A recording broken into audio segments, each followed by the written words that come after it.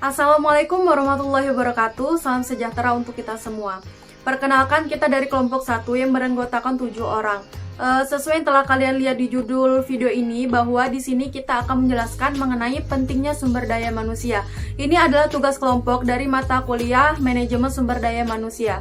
Baiklah teman-teman, untuk pembahasan yang pertama itu akan disampaikan oleh teman saya. Assalamualaikum warahmatullahi wabarakatuh. Perkenalkan, nama saya Sabto Utomo dari jurusan Manajemen NIM 19122188 Kampus D Sungai D. Pentingnya sumber daya manusia, yaitu operasi sumber daya manusia memberikan kontribusi yang signifikan bagi keberhasilan suatu organisasi. Oleh karena itu, manajemen sumber daya manusia telah muncul sebagai program studi yang populer. Tapi apa yang diperlukan khusus dalam manajemen sumber daya manusia dan apa pentingnya dalam dunia bisnis? HRM dapat didefinisikan sebagai manajemen orang yang efektif dalam suatu organisasi.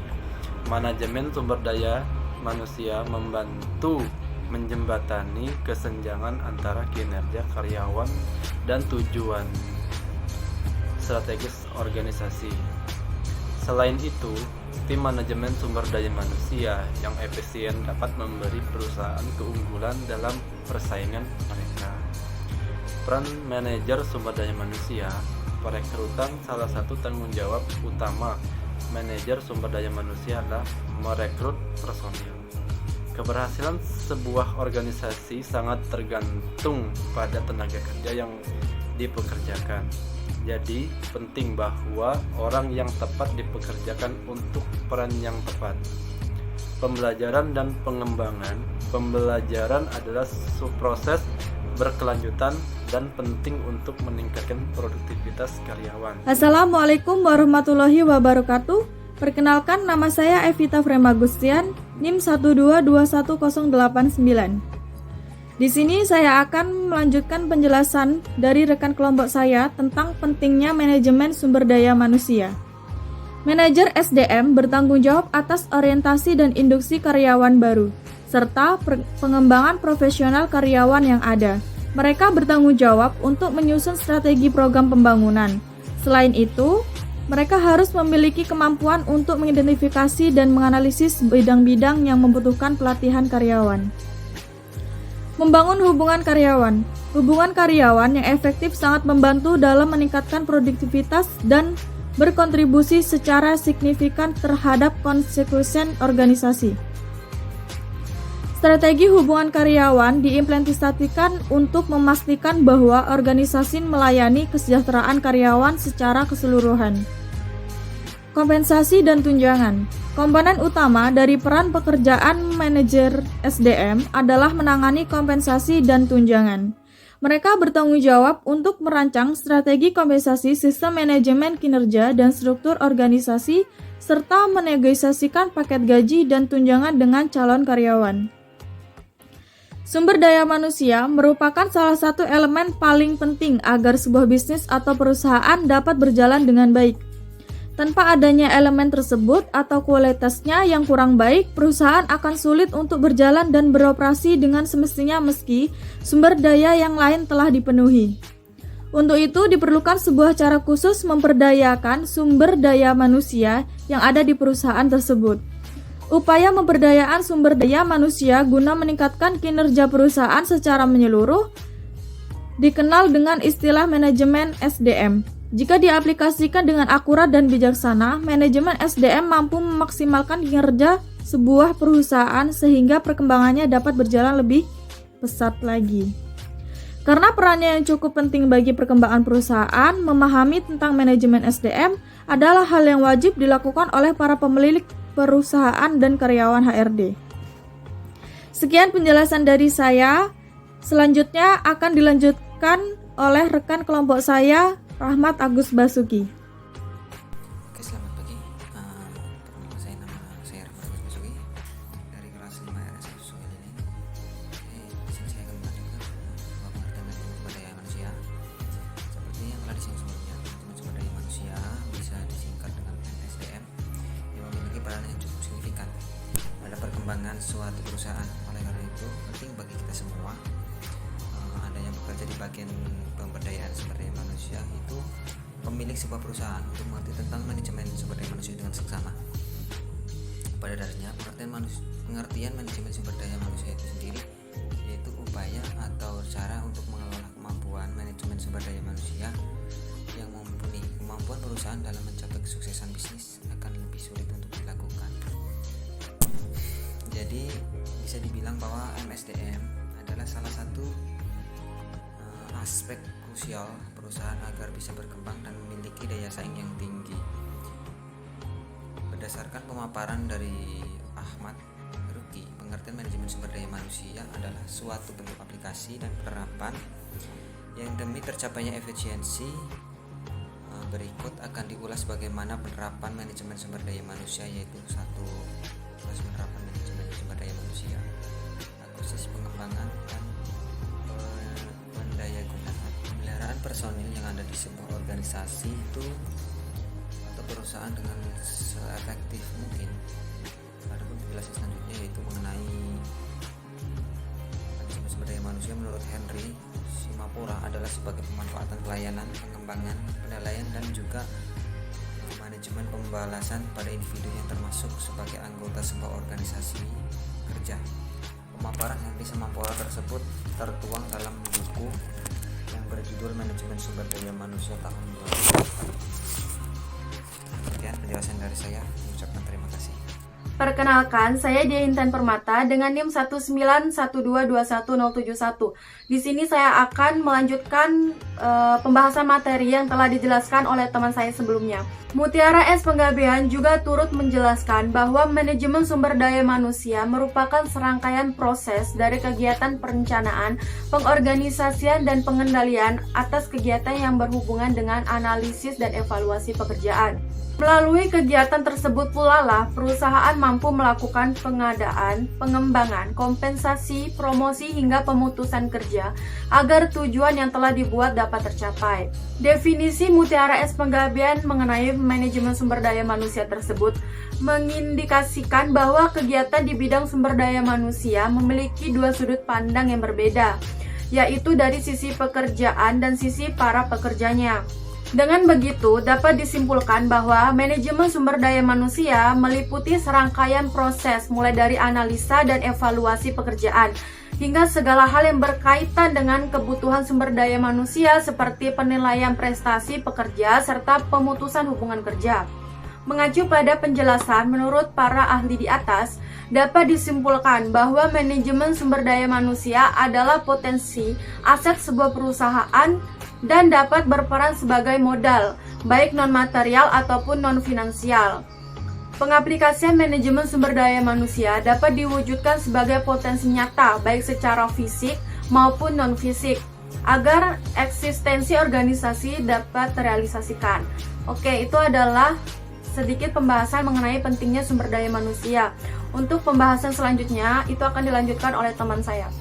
Assalamualaikum warahmatullahi wabarakatuh. Perkenalkan, nama saya Nurgana, NIM 191221077 dari kelas 5 RFS Sungai Lilit. Berdasarkan pemaparan para ahli, pengaplikasian manajemen SDM memang cukup rumit untuk bisa dilakukan. Terdapat beragam aspek perusahaan yang perlu dianalisa dan dievaluasi agar kegiatan tersebut dapat memberikan imbas yang semestinya. Namun, jika dilakukan dengan sesama, manajemen SDM dapat memberikan reward agar perkembangan perusahaan dapat meningkat dengan signifikan. Secara umum, tujuan dari manajemen SDM adalah untuk mengoptimalkan fungsi dari keseluruhan pekerja di sebuah organisasi atau perusahaan.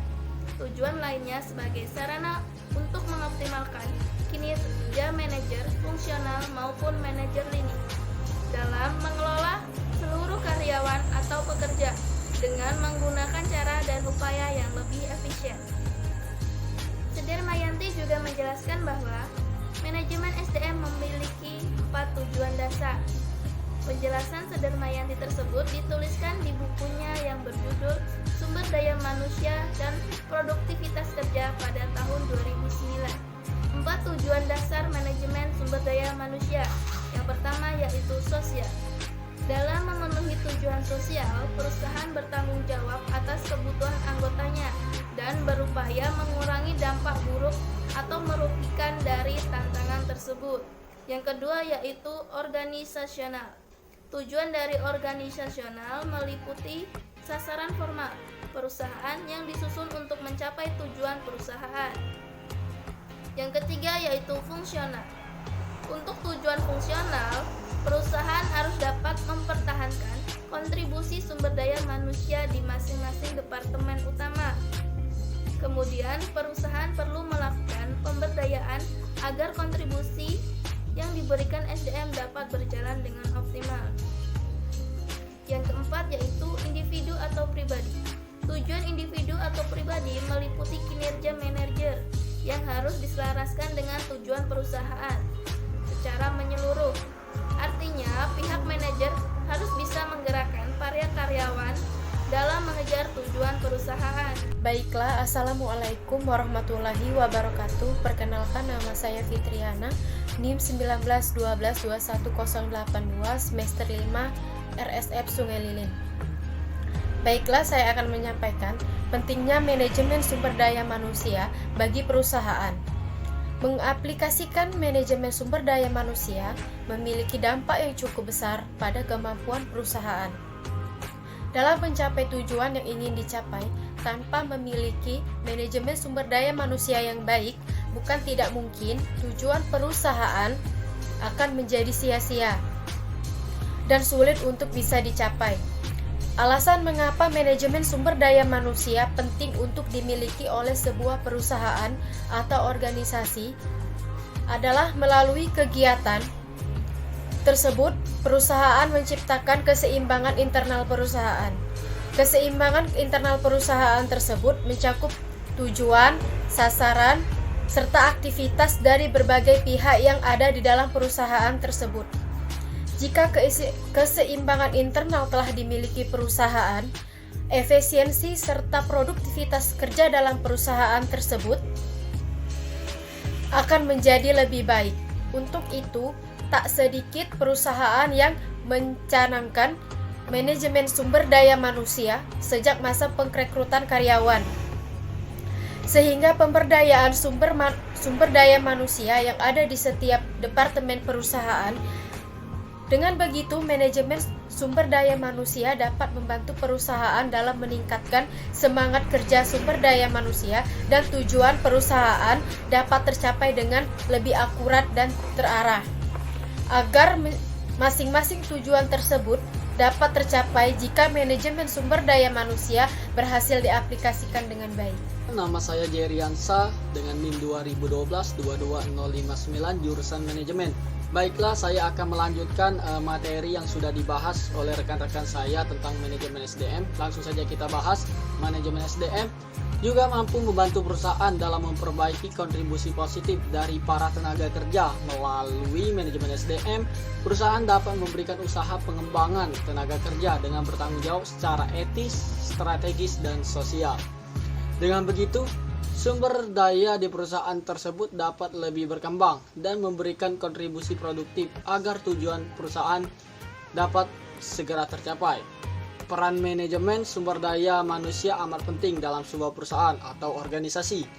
Sebagai salah satu elemen utama yang ada pada sebuah perusahaan, sumber daya manusia memerlukan sistem manajemen yang baik agar kinerja perusahaan dapat berjalan dengan optimal. Dengan memiliki manajemen SDM yang terorganisir, upaya perusahaan dalam mencapai target organisasi akan menjadi lebih mudah untuk bisa dicapai. Suasana kerja dalam perusahaan tersebut juga akan menjadi lebih membangun saat memiliki manajemen SDM yang mumpuni. Kesenjangan antar karyawan yang biasanya berimbas buruk pada kinerja perusahaan akan jarang dirasakan. Oleh karena itu, setiap perusahaan disarankan untuk memiliki manajemen SDM yang positif, baik sejak saat proses rekrutmen pekerja hingga melakukan pemberdayaan SDM yang telah bekerja di perusahaan tersebut. Oke, sekian, terima kasih. Itulah tadi pembahasan mengenai pentingnya sumber daya manusia yang telah kita sampaikan. Buat teman-teman, terima kasih udah ngeklik video ini dan nonton video ini sampai akhir. Semoga video ini dapat bermanfaat untuk kita semua. Jangan lupa like video ini, kritik dan saran silahkan kalian tinggalkan di kolom komentar. Terima kasih. Wassalamualaikum warahmatullahi wabarakatuh.